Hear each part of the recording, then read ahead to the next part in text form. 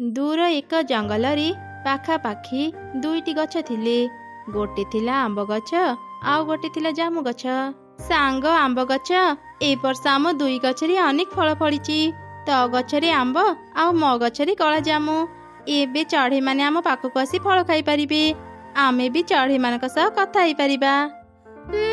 एमिति खुशी होउछु जेमिति सब चढ़ई तोर से कला जामु खाइबाक आसीबे। समस्ते मो मिठा आंब को ही खाइबे। एते बड़ बड़ मिठा आंब छाड़ी तोर से कला कसा जामु को केही खाइबेनी। एमिति काहेकि कहूछु आंब गछ? हाँ मु मानुची तो गछरे बड़ बड़ मिठा आंब हेइछि, ता बोली तुम कला जामु विषय एमिति कहबू? तू जेमिति गोटे फल गछ मु भी सेमिति गोटे फल गछ। मते एमिति छोट काहेकि करूछु? कहबी मु आहुरी कहबी। तो परी एक कला जामु गछ मो गछ पाखरे ही काहेकि बाहरिला के जानी? तते देखिले मते घृणा लागुची। एते झड़ वर्षा हुए, सेई वर्षारे तू भांगी हेले जानतु कि? आंब गछर एपरी कथा शुणी जामु गछर मन दुख हो गला। से आउ आंब गछ सह जुक्ति कला नाही। ठीक सेही जमरी गोटे काठुरिया काऊ सेठा पसिला। वाह, ए आंब गछटा तो बहुत बड़। आज मु ए गछ को काटी तार सबु काठ नेबी। रहिजा काठुरिया काऊ, मते जमा भी काटनी। मु सबु चढ़ई को मिठा फल खाइबा को दिए। जदि गछ काटिबु तू से जामु गछ को काटी। से गछरे कला जामु फलिछि। केही भी कला जामु खाइबा को पसंद करंतिनी। तू से गछ को काटी तार काठ घर को नै जा। मो परी जदि एते उपकारी गछ को काटिबु परे पस्तेइबु। आंब गछर एपरी कथा शुणी काऊ किछि समय चिंता कला आउ कहिला, तू ठीक कहिछु आंब गछ। तते काटी देले आमे मिठा आंब कोड पाइबु। आज मुसे जामु गछ को ही काटिबी। एमिति कही काऊ जामु गछ काटिया पे चली गला। ता देखी आंब गछ मने मने बहुत खुशी ही गला। काठुरिया को भूल भाल बुझे मु ताकू जामु गछ काटिया पे पठेई देले। काठुरिया से जामु गछ काटी देले मो मन को शांति मिलिबा। मु हेबी जंगल रे एकमात्र फल गछ। सबु चढ़ी मो फल खाया पे मो पाखक आसीबे। सेते बेले मो फल को नै अहंकार करि परिबी। जामु गछ, मु आंब गछ को काटी पारिलिनी ता फल पाई। एबे मु तते काटिबी। तू मरिबा को प्रस्तुत हेई जा। तते काटी तो काठरे मो नुआ घर तयारी करिबी। ना ना काठुरिया चढ़ी मते काटनी। ए आंब गछ तते मिछ कहिला। जेमिति आंब खाइबा को समस्ते भल पांती, ठीक सेमिति जामु खाइबा को भी समस्ते सेतिकी भल पांती। बाजार रे भी जामुकोली रे चाहिदा अधिक। काठुरिया चढ़ी तू मोर सबु जामुकोली नहीं बाजार रे बिक्री कर। तू बहुत टंका पाइबू। तथापि मते काटनी। अरे सतरे तो तू एकदम ठीक कथाटे कहिलु। मु ताहले एबे तोर सबु जामुपाली बाजार को नहीं जीबी। ना ना काठुरिया चढ़ी आज मो फल नेनी। आज मोर सबु जामुकोली पाचिनी। काली मोर सबु जामुकोली पाची जीव। सेते बेले तू आसी मोर सबु जामु नहीं परिबू। तेबे ठीक अछि। मु काली आसी तोर सबु जामुपाली नहीं जीबी। काली किछि चालाकी करिबुनी, नहले मु तते काटी देबी। एमिति कही काठुरिया काऊ सेठारु चली गला। ता देखी आंब गछ भाबिला, बदमाश काऊ जामु लोभरे पड़ी ताकू न काटी एठू चली गला। धे मो इच्छा पूरा हैला नाही। एमिति मु ए जामु गछ को छाड़ी पारिबिनी। मु तार क्षति करिकि ही रहिबी। आंब गछर एपरी कहिबा परे परे ही गोटे पारा आंब खाइबा पई ता पाखु पसिला। आंब गछ, मते तुम गछर दुईटी आंब खाइबा को दियो। मते भारी भोक लागुची। एई तो मते भी सुजोग मिली गला जामु गछर क्षति करिया पई। हाँ हाँ मु तते आंब देबी, किंतु तते मोर एक काम करिबा को हेबो। जदी करिबु आंब पाइबु, नहले तो मोठो गोटे भी आंब पाइबुनी। हाँ हाँ तुमे जहा कहबो मु सब करिबी। आंब गछ, भोकरे मो मुंड काम करूनी। दया करी मते तुम आंब खाइबा को दियो। तेबे ठीक अछि। सुन, आज राति रे जेते बेले मो पाखरे थिबा जामु गछ सोई पड़िबो, तू एक झुड़ी आनी तार सबु जामुपाली नै जिबो। आउ एक गोपन जगार लुचि रखिबो। बास तते एतिकी काम करिबा को हेबो। हाँ हाँ मु तुमर सबु कथारे राजी। आज राति रे मुई जामु गछर सबु जामुपाली नै जिबी। एबे मते आंब खाइबा को दियो। पारा राजी हेबारु आंब गछ ताकू दुईटी आंब खाइबा को देला। एमिति से दिन बीती गला। राति हेबा परी जेतेबेले जामु गछ सोई पड़िला, पारा आसी तार सबु जामु तोली निज सांगरे नहीं गला। परदिन सकाळे, अरे कौन ही गला? କିଏ କିଏ ମୋର ସବୁ ଜାମୁ ଚୋରି କରି ନେଇଗଲା।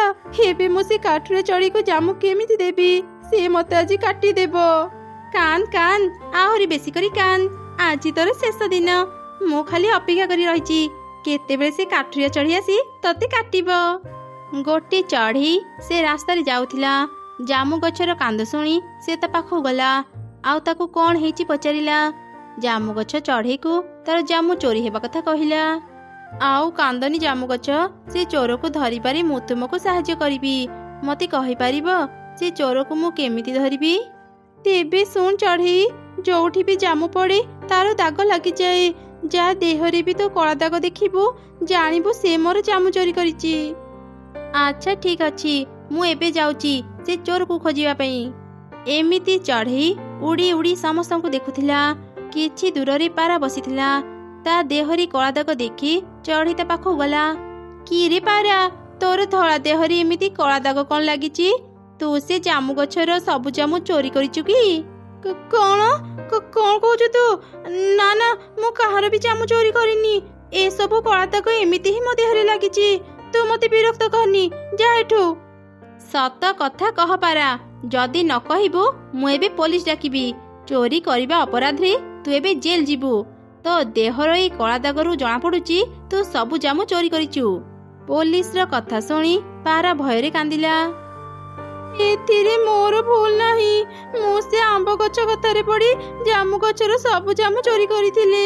ମୁଁ ତତେ ସବୁ ଜାମୁ ଏବେ ହିଁ ଆଣିଦଉଛି, ମତେ ଜେଲକୁ ପଠାନି।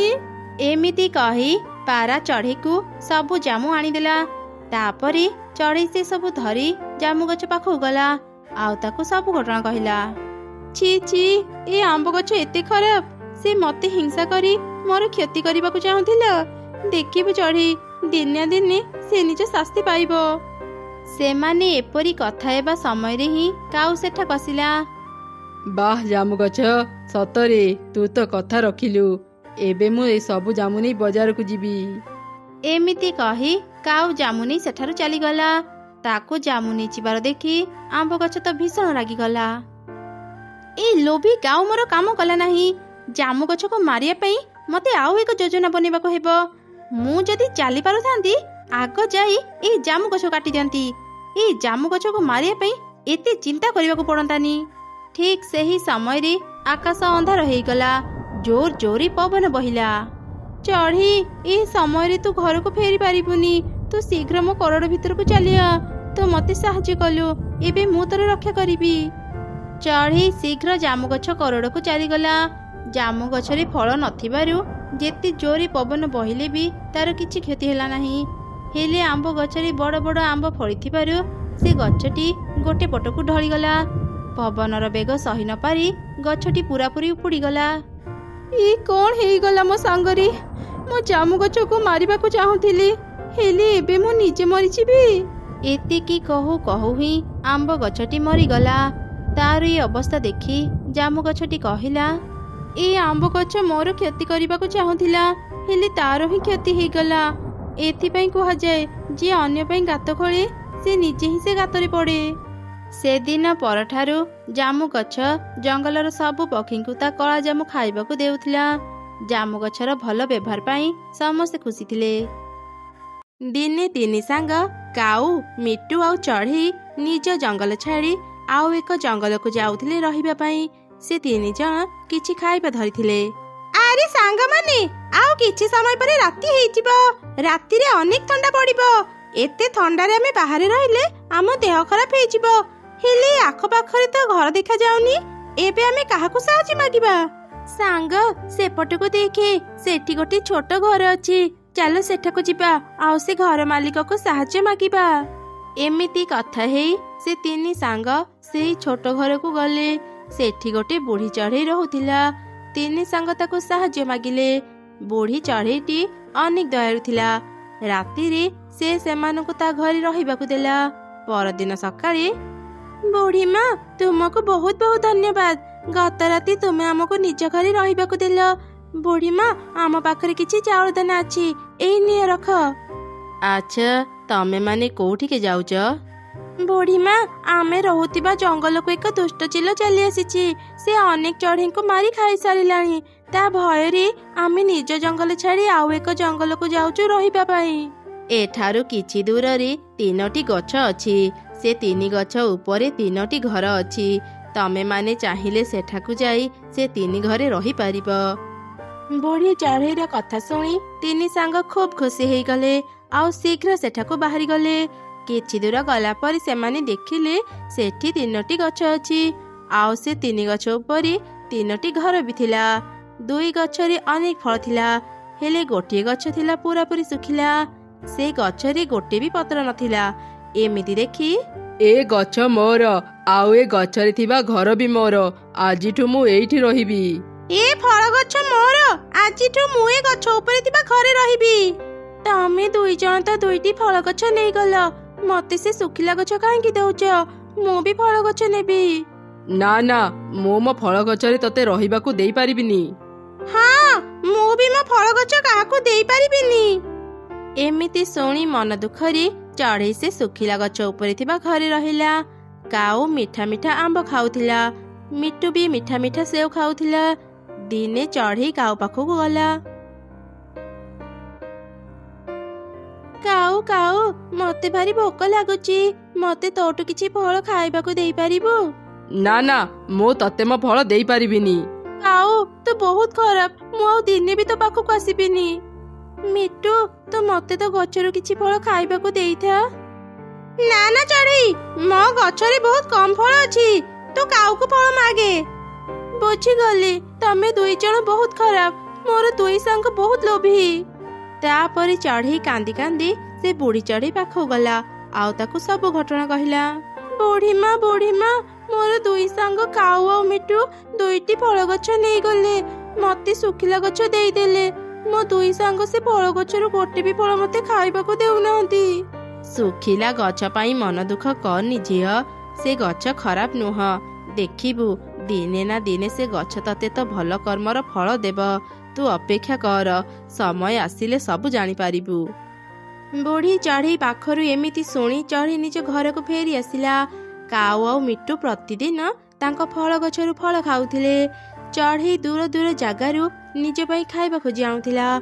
ଦିନେ ଚଢ଼େଇ ମନ ଦୁଃଖରେ ସେ ଶୁଖିଲା ଗଛ ପାଖରେ ବସିଥିଲା। ହଠାତ୍ ସେ ଗଛଟି କଥା କହିଲା। ଚଢ଼େଇ, ତୁ ମନ ଦୁଃଖ କରନି, ମୁଁ ଶୁଖିଲା ଗଛ ନୁହଁ, ମୋର କେହି ଯତ୍ନ ନ ନେବା ଯୋଗୁଁ ମୋ ପତ୍ର ସବୁ ଝଡ଼ି ଯାଇଛି। ତୁ ଯଦି ମୋ ମୂଳରେ ପ୍ରତିଦିନ ପାଣି ଢାଳିବୁ, କିଛି ଦିନରେ ହିଁ ମୋ ଗଛରେ ଫଳ ଫଳିବ। ମୁଁ ବି ତତେ ମିଠା ଫଳ ଖାଇବାକୁ ଦେଇପାରିବି। ତୁମେ ସତ କହୁଛ ଶୁଖିଲା ଗଛ, ତୁମେ ଜମା ବି ଚିନ୍ତା କରନି, ମୁଁ ତୁମ ପାଇଁ ଏବେ ନଦୀରୁ ପାଣି ଆଣି ଦେଉଛି। ସେବେଠାରୁ ଚଢ଼େଇ ପ୍ରତିଦିନ ନଦୀରୁ ପାଣି ଆଣି ତା ଶୁଖିଲା ଗଛ ମୂଳରେ ଢାଳୁଥିଲା। ହେଲେ କାଉ ଆଉ ମିଟୁ ତାଙ୍କ ଫଳ ଗଛ ଗୁଡ଼ିକରେ ଟିକେ ବି ପାଣି ଦେଉନଥିଲେ। ଧୀରେ ଧୀରେ ତାଙ୍କ ଗଛର ସବୁ ଫଳ ସରିଗଲା। ଦିନେ ଗୋଟେ କାଠୁରିଆ କାଉ ପାଖକୁ ଆସି କହିଲା, ଆରେ କାଉ, ମୁଁ ଏ ଗଛ କାଟିବାକୁ ଚାହୁଁଛି, ତୁ କଣ ମତେ ତ ଗଛ କାଟିବାକୁ ଦେବୁ? ଏ ଗଛ ଏବେ ମୋର ବି କାମକୁ ନୁହଁ, ତୁମେ ମତେ ଯଦି କିଛି ଖାଇବା ଦେଇପାରିବ ତେବେ ଗଛକୁ କାଟି ନେଇଯାଅ। କାଠୁରିଆ କାଉକୁ କିଛି ଚାଉଳ ଦାନା ଦେଇ ସେ ଆମ୍ବ ଗଛକୁ କାଟି ନେଇଗଲା। ଏସବୁ ମିଟୁ ବି ଦେଖୁଥିଲା। ସେ କାଉ ପାଖକୁ ଆସିଲା। ସେ କାଠୁରିଆ ଆଉ ଥରେ ଏଇ ଜଙ୍ଗଲକୁ ଆସିଲେ ମୁଁ ବି ତାକୁ ମୋ ଗଛ ଦେଇଦେବି, ତା ବଦଳରେ ମୁଁ ତାଠୁ କିଛି ଖାଇବା ନେବି। ପରଦିନ ସକାଳେ ପୁଣି ଥରେ ସେ କାଠୁରିଆ ସେଠାକୁ ଆସିଲା।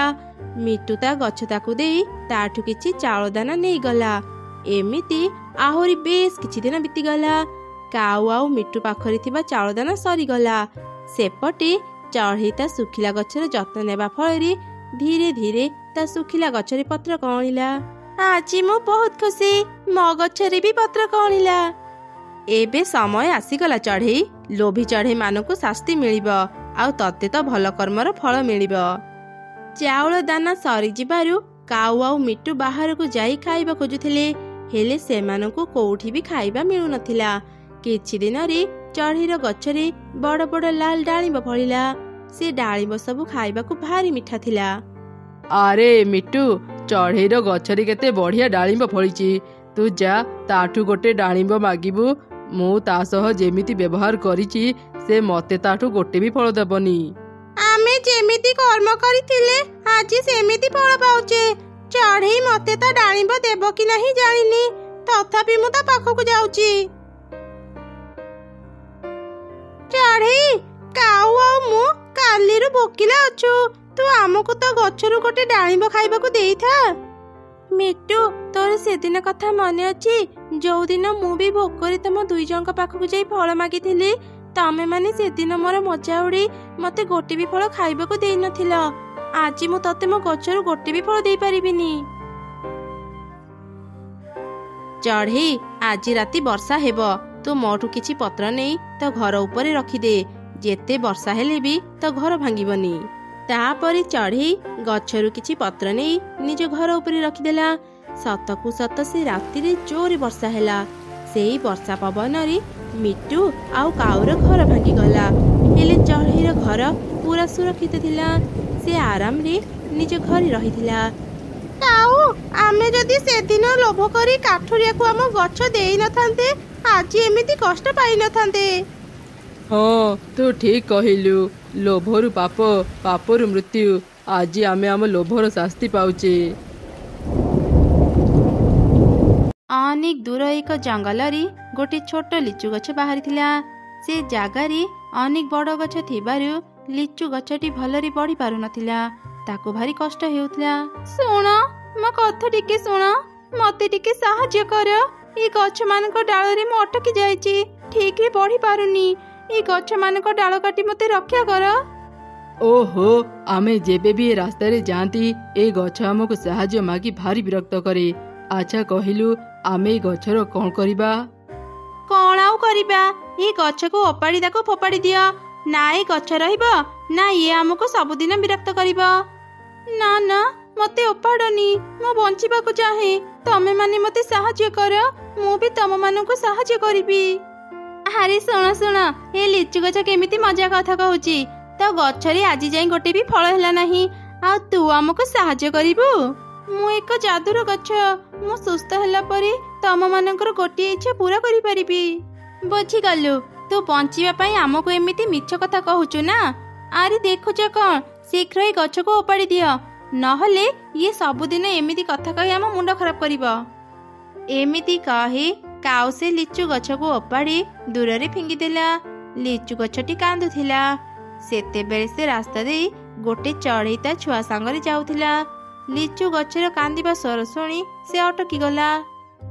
ମାରେ, ଏମିତି ଲାଗୁଛି କିଏ କାନ୍ଦୁଛି, ହେଲେ ମୁଁ ତ ଏଠି କାହାକୁ ବି ଦେଖିବାକୁ ପାଉନି।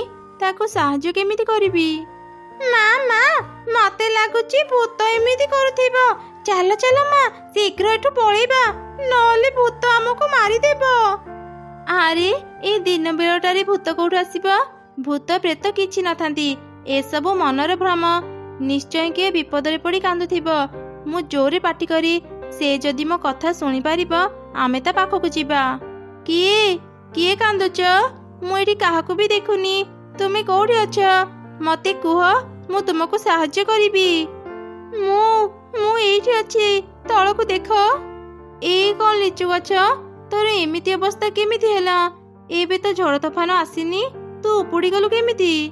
ଲିଚୁ ଗଛ କାନ୍ଦି କାନ୍ଦି ଚଢ଼େଇକୁ ସବୁ କଥା କହିଲା। ଲିଚୁ ଗଛ, ତୁ କାନ୍ଦି, ମୁଁ ତତେ ସାହାଯ୍ୟ କରିବି। ଏଠି ସବୁ ଗଛ ବଡ଼ ବଡ଼, କେବଳ ତୁ ହିଁ ସାନ। ସେଥିପାଇଁ ସେମାନଙ୍କ ଡାଳ ତ ଗଛରେ ବାଜିବା ଯୋଗୁଁ ତୁ ଭଲରେ ବଢି ପାରୁନୁ। ମୁଁ ତତେ ଏକ ଏମିତି ଜାଗାରେ ଲଗେଇବି ଯୋଉଠି ତୁ ଭଲରେ ବଢି ପାରିବୁ। ଏମିତି କହି ମା ଚଢ଼େଇ ସେ ଲିଚୁ ଗଛକୁ ନେଇ ନଦୀ ପାଖରେ ଲଗେଇଦେଲା। ଧନ୍ୟବାଦ ଚଢ଼େଇ, ତୁ ମତେ ଗୋଟେ ଭଲ ଜାଗାରେ ଲଗେଇଛୁ। ଏଠି ପାଣି, ଆଲୁଅ, ପବନ ମୁଁ ସବୁ ପାଇପାରୁଛି। ମତେ ଏତେ ସୁନ୍ଦର ଜୀବନ ଦେଇଥିବାରୁ ତତେ ବହୁତ ବହୁତ ଧନ୍ୟବାଦ ଚଢ଼େଇ। ଲିଚୁ ଗଛ, ତୁ ଏଠି ସବୁ ସୁବିଧା ପାଇବୁ। ଏବେ ତୁ ଆରାମରେ ରହ। ମୁଁ ଏବେ ଘରକୁ ଯାଉଛି, ଆଉ କେବେ ତ ପାଖକୁ ଆସିବି। ତାପରେ ମା ଚଢ଼େଇ ତା ଝିଅକୁ ଧରି ଘରକୁ ଚାଲିଗଲା। ସେପଟେ ଦିନେ ଦୁଇ କାଉ ଏକ କେକ୍ ଧରି ଘରକୁ ଆସିଲେ। ମା ଚିକି, ଆଜି ଆମେ ତ ମନ ପସନ୍ଦର କେକ୍ ଆଣି ଦେଇଛୁ, ଏଇ ନେ ଖା। ବହୁତ ବଢିଆ ମା, ଏବେ ମୁଁ ମଜା କରି କେକ୍ ଖାଇବି। ମୁଁ ଯାଉଛି, ମୋ ସାଙ୍ଗ କୁନିକୁ ବି କେକ୍ ଦେଖେଇବି। ଆଚ୍ଛା ହଉ ଯା, ହେଲେ ଶୁଣ, ସେ କୁନି ଯଦି ତତେ କେକ୍ ମାଗିବ, ତୁ ତାକୁ ଜମା ବି ଦେବୁନି, ନହେଲେ ମୁଁ ଆଉ ଦିନେ ବି ତତେ କେକ୍ ଆଣିଦେବିନି। କୁନି, ଏ କୁନି, ବାହାରକୁ ଆସେ। देख मो केक आनिची। सतरी तू केक आनिचु? केक केमिति लागे खाइबाकू? चाल आमे मिसिकी खाइबा। ना ना मु तते केक देबिनी, मु तो तते देखैबाकू आसीथिली। देख मु केते बढ़िया केक खाउची। चिक्की तू कौन पाई कुनी को देखै देखै केक खाइबाकू आसीचु? कुनी कौन तो खाइबा देखिबाकू चाहूची? जा घरे बसी केक खाइबो। मारी तू जमा भी मन दुख करनी, आज मु तो पे केक बनेबी। जाए मीनू पाखरु किछि क्षीर नहीं आसे, तापरे मु केक बनेबी। मीनू भौणी घरे अच्छ कि? हाँ रिनू कौन कहथिलु? मीनू भौणी मु आज मो झियो पई केक बनेबी, मते गोटे ग्लास क्षीर देई थाओ। मो पाखरे तो गोटे ग्लास ही क्षीर अछि, तू टिके अपेक्षा कर, मु एबे आनी दउची। तापरे माँ चढ़े गोटे ग्लास क्षीर धरी घर को फेरिला। रास्ता रे एक गछ सह धक्का हेई ता क्षीर ग्लास माटी रे पड़ीगला। ए कौन सर्वनाश हेई गला, मो क्षीर ग्लास तले पड़ीगला। एबे मो केक केमिति बनेबी? मो झियो केते आशा रे मते अपेक्षा करी बसिथिबो। ना मु खाली हाथ रे घर को जीबिनी, मो पाख जंगल को जाए काम करी जो टंका पाइबी से टंका रे मो झियो पई केक किनी देबी। एमिति कही माँ चढ़ी पाख जंगल को जीवा पई बाहरिला। रास्ता रे ताकू लिचु गछ देखि ताकू डाकिला। आरे चढ़ी तू कुआडे जाउचु? आरे लिचु गछ मो पाख जंगल को जाउची काम करिया पई। अनेक दिन हेई जीवो मु ए जंगल रे किछि भी काम पाउनी। आज मो झियो केक खाइबा को मन करिछि। पाख जंगल रे जदि किछि काम पाइबी मो झियो पई केक किनिबी। चढ़ीर कथा सरू सरू लिचु गछरे अनेक सारा केक बाहरिला। चढ़ी तते आउ काम खोजिबा पई पाख जंगल को जिबाको पड़िबनी। दिने तू मते सहाय्य करिथिलु, आज मु तते सहाय्य करिबी। मो गछरे थिबा ए सब केक आजिठु तोर। तू एथिरो किछि नै घर को जा, तो झियो को देबो। आउ किछि केक तू बाजार रे बिक्री करि परिबो। ए केक बहुत स्वादिष्ट, जे थरे खाइबो बारंबार खाइबा को इच्छा करिबो। बहुत बहुत धन्यवाद लिचु गछ, तू आज मोर बहुत बड़ उपकार कलु। तापरे माँ चढ़ई किछि केक नहीं घर को आसिला। ता झियो मन भरी केक खाइला। आउ किछि केक माँ चढ़ई बाजार रे दुकान दे बिक्री कला। चढ़ई तू केक दुकान देचु? दे दे मते गोटे केक दे, देखिबा तो केक केमिति लागुची। मु आज ही केक दुकान देची, ए नियंतो आपनको केक। वाह चढ़ी तो केक तो भारी स्वादिष्ट। मु एते बढ़िया केक आगरू खाई नथिली। मु एबे जाउची समस्तनको तो केक कथा कहबी। एमिति से मिट्टू जंगल भीतर को गला आउ समस्तनको चढ़ीर केक दुकान कथा कहला। ता सुनी समस्ते चढ़ीर केक दुकान को आसिले आउ केक खाई ताकू टंका देले। चढ़ी आमको दुईटा केक देलु, एठी अनेक भीड़ थिबारु आमे शेषरे आसिलु। भल करिच, ए नियो केक। छी छी कि पचा केक, तो केक रु केते दुर्गंध बाहरुची। तू कौन दे केक बनैचु? जम्मा पार्टी रे देई हेलानी। तमे दुई जण मिछ कथा काहे की कहउच? जदि तम माने को केक भल लागिलानी पार्टी रे देउ देउ ही तमे माने खाई पारि नथांत। पूरा केक को खाई सारी एमिति मिछ कथा कहउच? बुझी गली तमे माने टंका देबाको चाहू नथिबो, सेथि पई एमिति बहाना करूच। काळे केकटा भल लागिबो भाबी आमे पूरा केकटा खाई देलु। तो समस्तनको भल केक देलु, हेले आमको ही बासी दुर्गंध केक देलु। कह तू ए केक केमिति बनैचु? मु ए केक बनैनी, नदी पाखरे थिबा जादुर गछ मते केक देइची। से कहिथिला ए केक भारी स्वादिष्ट, आउ सबु केक रो स्वाद एका भली। अच्छा अच्छा ठीक अछि, आउ रागनी एई ने तो टंका, आमे बे जाउचु। देखिला मोर केते बुद्धि। आज मो बुद्धि पाई आमे जानी पारिले चढ़ई एते बढ़िया केक कोठु आउची। चलो आमे भी से जादुर गछ पाखरु केक आनिबा, आउ ता बिक्री करी आमे भी धनी हेबा। अरे एटा तो सेई गछ जहाको आमे ओपाड़ी देथिले, से एठाको केमिति आसिला? आउ ता गछरे केक केमिति फळिला? हाँ हाँ मु सेई गछ जहाको तमे माने मारिबा पई ओपाड़ी देथिला। मु साधारण गछ नुह, जादुर गछ। शुणिब तमे माने मु एठाको केमिति आसिले? चढ़ई मते आनी एठी लगेई देला। चढ़ई पाई मु नुआ जीवन पाइची, सेथि पाई मु चढ़ई को केक देई ताको सहाय्य करिची। ଗଛ ଆମକୁ କ୍ଷମା କରିଦିଅ, ଆମେ ଆଉ କେବେ ବି ସେଭଳି ଭୁଲ କରିବୁନି। ଦୟାକରି ଆମକୁ ବି କେକ୍ ଦିଅ, ଆମେ ବି ଚଢ଼େଇ ପରି କେକ୍ ଦୋକାନ ଦେବୁ। ନା, ମୁଁ ତମ ଭଳି ସ୍ୱାର୍ଥପର ମାନଙ୍କୁ କେବେ ବି ସାହାଯ୍ୟ କରିବିନି। ସେଦିନ ମୁଁ ସାଧାରଣ ଗଛ ଥିଲି ବୋଲି ତମେମାନେ ମତେ ମାରିବାକୁ ଚାହୁଁଥିଲ, ଆଉ ଆଜି ଯେତେବେଳେ ଜାଣିଲ ମୁଁ ଯାଦୁର ଗଛ, ନିଜ ସ୍ୱାର୍ଥ ହାସଲ କରିବାକୁ ଚାଲି ଆସିଲ। ତମ ଭଳି ସ୍ୱାର୍ଥପର ମାନଙ୍କୁ ମୁଁ କେବେ ବି କେକ୍ ଦେବିନି। ଯିଏ ଭଲ, ଅନ୍ୟମାନଙ୍କୁ ବିପଦରେ ସାହାଯ୍ୟ କରେ, କେବଳ ମୁଁ ତାକୁ ହିଁ କେକ୍ ଦେବି। ଆରେ ତମେ ଏଇ ଗଛକୁ କେକ୍ କାହିଁକି ମାଗୁଛ? ଚାଲ ଆମେ ଜୋର କରି ତା ପାଖରୁ କେକ୍ ନେଇଯିବା। ଏମିତି କହି ଦୁଇ କାଉ କେକ୍ ଗଛକୁ ଗଲେ କେକ୍ ଆଣିବା ପାଇଁ। ସେ ଗଛ ଭିତରୁ ଦୁଇଟି ଡାଳ ବାହାରି ଦୁଇ କାଉଙ୍କୁ ବହୁତ ପିଟିଲା। ଆରେ ଆରେ, ସତରେ ଏଇଟା ଗୋଟେ ଯାଦୁର ଗଛ। ଏଇ ଗଛ କିଛି ବି କରିପାରିବ। ଚାଲ ଚାଲ ଶୀଘ୍ର ଏଠୁ ପଳେଇବା। ଦୁଇ କାଉ କାନ୍ଦି କାନ୍ଦି ସେଠାରୁ ଚାଲିଗଲେ। ସେପଟେ ଚଢ଼େଇ କେକ୍ ବିକ୍ରି କରି ତା ଝିଅ ସହ ଖୁସିରେ ରହିଲା।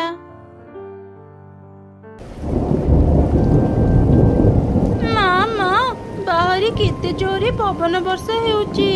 ଆମ ଘର ତ ହଲୁଛି। ଯଦି ଆମ ଘର ଭାଙ୍ଗିଯାଏ ଆମେ କୋଉଠି ରହିବା? ମା, ଏମିତି କହନି, ଆମ ଘରର କିଛି ହେବନି। ମା ଚଢ଼େଇର କଥା ସରିଛି କି ନାହିଁ, ତାଙ୍କ ଘର ଭାଙ୍ଗିଗଲା।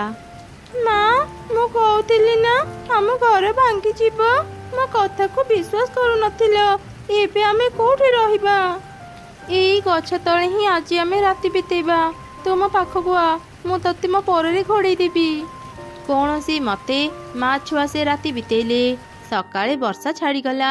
ସବୁ ଚଢ଼େଇ ନିଜ ନିଜ ଘରୁ ବାହାରିଲେ। ଏ ଝଡ଼ ବର୍ଷାରେ ଅନେକ ଚଢ଼େଇଙ୍କ ଘର ଭାଙ୍ଗିନି। ସେମାନଙ୍କ ଘର ଅନେକ ମଜବୁତ ଅଛି। ଚାଲେ ମା, ତାଙ୍କୁ ଯାଇ ପଚାରିବା ସେମାନେ କୋଉ କାଠରେ ନିଜ ଘର ବନେଇଛନ୍ତି। ଆମେ ବି ମଜବୁତ କାଠରେ ଘର ବନେଇଲେ ଯେତେ ଝଡ଼ ବର୍ଷା ହେଲେ ବି ଆମ ଘର ଭାଙ୍ଗିବନି। କାଉ ଭାଇ, କାଉ ଭଉଣୀ, ଗତ ରାତିର ଝଡ଼ ବର୍ଷାରେ ମୋ ଘର ସହ ଅନେକ ଚଢ଼େଇଙ୍କ ଘର ଭାଙ୍ଗି ଯାଇଛି। ହେଲେ ତୁମ ଘର ତ ପୁରାପୁରି ଠିକ ଅଛି। ଏତେ ମଜବୁତ ଘର ତିଆରି କରିବା ପାଇଁ ତୁମେ କାଠ କୋଉଠୁ ଆଣିଥିଲ? ଚଢ଼େଇ, ତୁ ଆମ ପରି ମଜବୁତ ଘର କେବେ ବି ତିଆରି କରିପାରିବୁନି। ମୋ ସ୍ୱାମୀ ଖୋଜି ଖୋଜି ଦୂର ଜଙ୍ଗଲରୁ ଭଲ ଭଲ କାଠ ଆଣିଥିଲେ। ତୁ ସେ ଜାଗାକୁ କେବେ ବି ଯାଇପାରିବୁନି। ଆଉ ହଁ ଚଢ଼େଇ, ଆମ ଘର ଯେତେ ମଜବୁତ ହେଲେ ବି ଆମେ ତତେ ଆମ ଘରେ ରଖିବୁନି। ତୁ ଆଉ କୋଉଠିକି ଯା। ସତରେ ତମେ ଦୁଇ କାଉ ଅନେକ ସ୍ୱାର୍ଥପର। ମୁଁ ତୁମ ଘରକୁ ରହିବା ପାଇଁ ଆସିନଥିଲି। ମୁଁ ଜାଣେ ତୁମେମାନେ କାହାକୁ ବି ସାହାଯ୍ୟ କରନି। ମୁଁ କେବଳ କାଠ ବିଷୟରେ ବୁଝିବାକୁ ଆସିଥିଲି। ପାଖରେ ପାରାର ଘର ଥିଲା। ମା ଚଢ଼େଇ ତା ପାଖକୁ ଗଲା। ପାରା ଭଉଣୀ, ଗତକାଲିର ଝଡ଼ ବର୍ଷାରେ ଆମ ଘର ଭାଙ୍ଗି ଯାଇଛି। ନୂଆ ଘର ବନେଇବା ପର୍ଯ୍ୟନ୍ତ ଆମକୁ ତୁମ ଘରେ ଆଶ୍ରୟ ଦେଇଥାଅ। ମୁଁ ମୋ ଘର ତିଆରି କରି ସାରିଲା ପରେ ତୁମ ଘର ଚାଲିଯିବୁ। ଆରେ ଚଢ଼େଇ, ମୁଁ ତତେ ଆଶ୍ରୟ ଦେଇଥାନ୍ତି ଯେ, ହେଲେ ଆଗରୁ ହିଁ କିଛି ଚଢ଼େଇ ମୋ ଘରେ ଆଶ୍ରୟ ନେଇଛନ୍ତି। ଏତେ ଚଢ଼େଇଙ୍କୁ ମୋ ଘରେ ରଖିବା ପାଇଁ ଜାଗା ହେବନି। ଓ ଆଚ୍ଛା, କିଛି ଚଢ଼େଇ ତମ ଘରେ ଆଶ୍ରୟ ନେଇଛନ୍ତି। କିଛି କଥା ନାହିଁ, ଆମେ ଏବେ ଯାଉଛୁ। ଆରେ ଚଢ଼େଇ, ମୋ କଥା ଶୁଣିଯା। ଅନେକ ଚଢ଼େଇଙ୍କ ଘର ଭାଙ୍ଗିଯିବା ଯୋଗୁଁ ଅନ୍ୟମାନଙ୍କ ଘରେ ସେମାନେ ଆଶ୍ରୟ ନେଇଛନ୍ତି। ତୁ ବୋଧେ ଆଉ କାହା ଘରେ ଆଶ୍ରୟ ପାଇବୁନି। ତୁ ଆଉ କାହା ପାଖକୁ ନ ଯାଇ ନିଜେ ହିଁ କାଠ ଯୋଗାଡ଼ କରି ଘର ତିଆରି କରିଦେ। ହଁ ମା, ପାରା ଆଣ୍ଟି ଠିକ କହୁଛନ୍ତି। ଚାଲ ମା, ଆମେ ଘର ବନେଇବା। ଠିକ ଅଛି ରେ ମା, ଚାଲ ଏବେ କାଠ ଯୋଗାଡ଼ କରିବା। ତାପରେ ମା ଚଢ଼େଇ ଆଉ ତାର ଛୁଆ ମିଶି ଜଙ୍ଗଲରୁ କାଠ ଆଣି ଏକାଠି କଲେ। ଆରେ ମା, ଏ କାଠ ଗୁଡ଼ାକ ତ ବହୁତ ଓଦା। ଏତେ ଓଦା କାଠରେ ଆମ ଘର ତିଆରି କରିପାରିବାନି। 2 ଦିନ ଏଇ କାଠ ସବୁକୁ ଏଇଠି ରଖିଦେବା। ଥରେ କାଠ ଶୁଖିଗଲେ ଆମେ ନେଇ ଘର ତିଆରି କରିବା। ହେଲେ ମା, ଏଇ 2 ଦିନ ଆମେ କୋଉଠି ରହିବା? ଆମ ଭଙ୍ଗା ଘର ପାଖରେ ଯୋଉ ଗଛ ଅଛି, ଏଇ 2 ଦିନ ଆମେ କଷ୍ଟ କରି ସେଇଠି ରହିଯିବାରେ ମା। ତାପରେ ମା ଚଢ଼େଇ ତାର ଛୁଆ ସାଙ୍ଗରେ ନିଜ ଭଙ୍ଗା ଘରକୁ ଫେରି ଆସିଲା।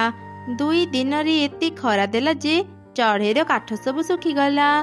2 ମା ଛୁଆ ନିଜ କାଠ ଆଣିବାକୁ ଯିବା ସମୟରେ ହଠାତ୍ ଜଣଙ୍କର ଚିତ୍କାର ଶୁଣି ଅଟକି ଗଲେ। ସେପଟେ କାଉ ସ୍ତ୍ରୀର ନଜର ଚଢ଼େଇଙ୍କ କାଠ ଉପରେ ପଡ଼ିଗଲା। ଆରେ, ଏ ଚଢ଼େଇ ତ ବଢ଼ିଆ କାଠ ଖୋଜି ଆଣିଛି। ଏ କାଠରେ ଯଦି ସେ ଘର ତିଆରି କରିବ, ଆମଠୁ ବି ସୁନ୍ଦର ଘର ତାର ହେଇଯିବ। ନା, ମୁଁ ସେମିତି କେବେ ବି ହେବାକୁ ଦେବିନି। ମୁଇଁ ଚଢ଼େଇର କାଠ ସବୁକୁ ନିଆଁ ଲଗେଇଦେବି। ଏମିତି ଚିନ୍ତା କରି କାଉ ଚଢ଼େଇର ସବୁ କାଠରେ ନିଆଁ ଲଗେଇ ସେଠାରୁ ଚାଲିଗଲା।